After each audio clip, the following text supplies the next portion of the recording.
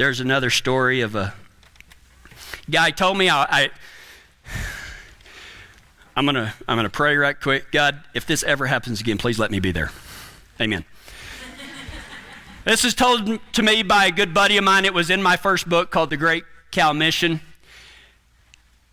And there was these guys that had gathered the pasture, and they basically cleaned the pasture. Meaning, down there in Texas, you got bulls that brush up, and cows that brush up and just can't get them. And sometimes you're just like, oh, we'll get them next time, but you don't get them next time. And when this goes on a couple of times, there was this 3-year-old maverick bull with big old horns that they never could get in.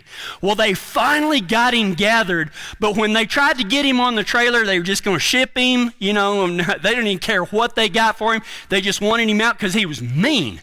Meaner than snot, if snot is mean. I don't know. Sometimes if you've ever had a Colorado cold, it's mean. And jerk you down by your face. And so anyway, there's this mean maverick bull. And so they go in there and they try to get him in this pen so they can load him up, man.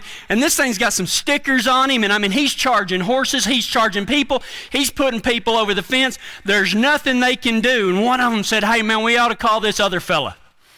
I bet he can help us. They're like, what can he do that we can't? He said, call him and see if he's around.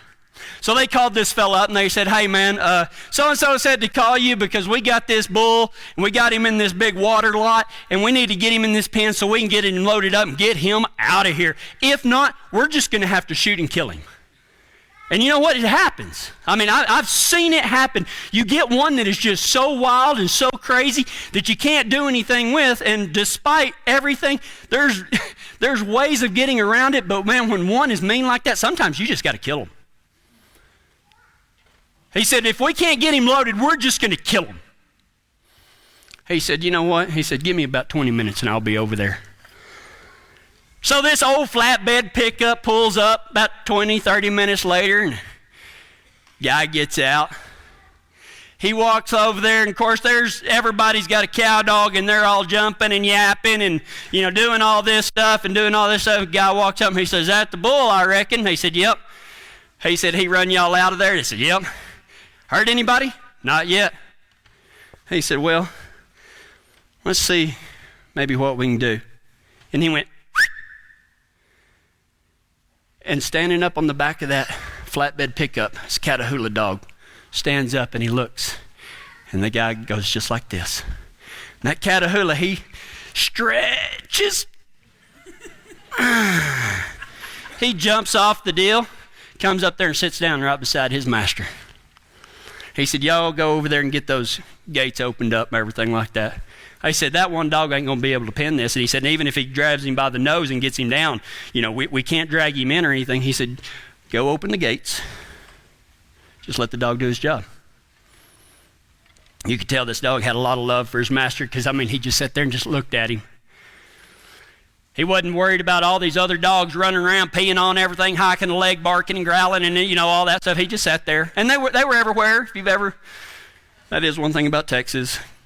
Ugh. Anyway, that's another story. And had a flashback there. Not mean I'm going to move to Montana. But anyway, yeah, someday. And so anyway, he reached down and he petted him. He goes, get him, boy. That dog kind of scooped under the fence. You know how they do? Scooped under the fence.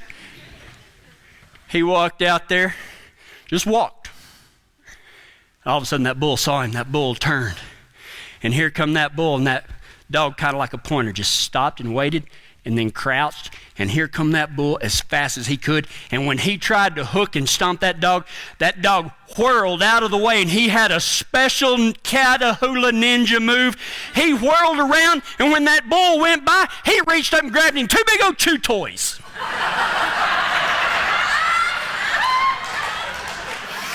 And that bull went, oh! And froze.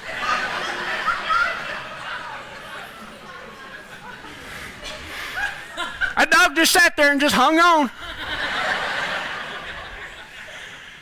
And that bull had his old legs spread like this, and he goes, bring him on, whatever the dog's name was. That dog turned around in that bull, and he just started walking backwards. And here enough, that bull was just walking like this. All the way up into the trailer, and when that dog let go, that bull climbed into the nose of that trailer. At least that's what I was told.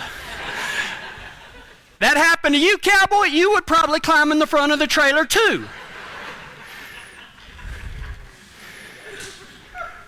In other words, the Bible gives us an excellent demonstration of how you can conquer that bull too. I've already read you 1 Timothy 4:12. Let's read it again. It says, don't let anyone think less of you because you are young. I don't care if you have just accepted Christ or what your age is. Everybody can put this into practice. Be an example to all believers in what you say, in the way you live, in your love, your faith, and your purity. And today we're going to talk about in how we live.